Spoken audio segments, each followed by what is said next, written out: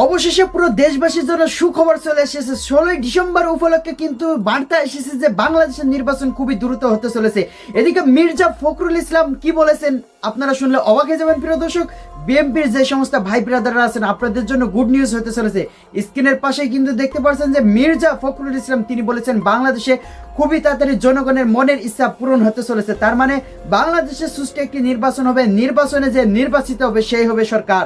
প্রিয় দর্শক, কি এমন বিস্তারিত আজকের গুড নিউজ, এই গুড নিউজটি দেখার অপেক্ষা রয়েছেন, আপনাদেরকে বিস্তারিত দেখাবো। তার আগে ছোট্ট একটা রিকোয়েস্ট করতে চাই, যারা এই ধরনের নিউজ লাইভ দেখতে ভালোবাসেন দেরি না করে এই চ্যানেলটি সাবস্ক্রাইব করে বেল আইকনটি অল করে দেবেন, তাহলে দেশের সকল আপডেট খবর, রাজনৈতিক খবরগুলো সবার আগে এক ভিডিওর মাধ্যমে আপনি প্রথমে দেখতে পারবেন। প্রিয় দর্শক, তাহলে আমরা বেশি দেরি করবো না, দেরি না করে চলুন বিস্তারিত আমরা ডেস্ক রিপোর্টে দেখতে থাকি। জনগণের ইচ্ছা অনুযায়ী খুব দ্রুত নির্বাচন হবে বলে আশাবাদ ব্যক্ত করেছেন বিএনপি মহাসচিব মির্জা ফখরুল ইসলাম আলমগীর।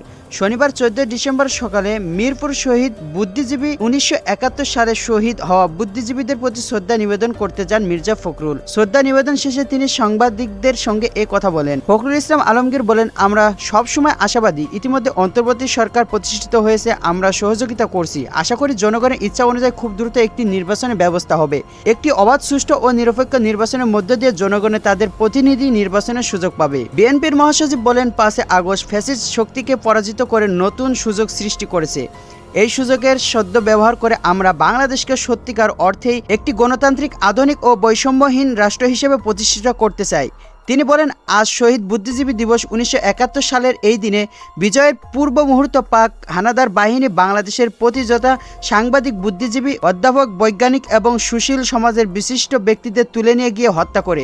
1971 সালে আমরা জাতির শ্রেষ্ঠ সন্তানদের হারিয়েছি। বিএনপির এই নেতা মির্জা ফখরুল ইসলাম তিনি বলেন, বেগম খালেদা জিয়া ও ভারপ্রাপ্ত চেয়ারম্যান তারেক রহমানের পক্ষ থেকে আজ আমরা সবাই মিলে শ্রদ্ধা নিবেদন করছি, শহীদ বুদ্ধিজীবীদের মাগফিরাত কামনা করছি। এই সময় উপস্থিত ছিলেন বিএনপির স্থায়ী কমিটির সদস্য ডাক্তার আব্দুল মঈন খান। প্রিয় দর্শক, এত সময় শুনছিলেন বিস্তারিত আলোচনা। আপনারা কি কি বুঝতে পারলেন? তাহলে বুঝতে পারছেন বাংলাদেশে খুবই দ্রুত একটি নির্বাচন হচ্ছে। তো নির্বাচন হলে বাংলাদেশের জনগণ আসলে একটি শান্তিময় বাংলাদেশ গড়বে। তো এটাই কিন্তু সবার লক্ষ্য। তো সবাই ভালো থাকবেন, সুস্থ থাকবেন। দেখা হবে পরবর্তী দেশের কোনো আপডেট খবর অথবা নিউজ নিয়ে। আসসালামু আলাইকুম।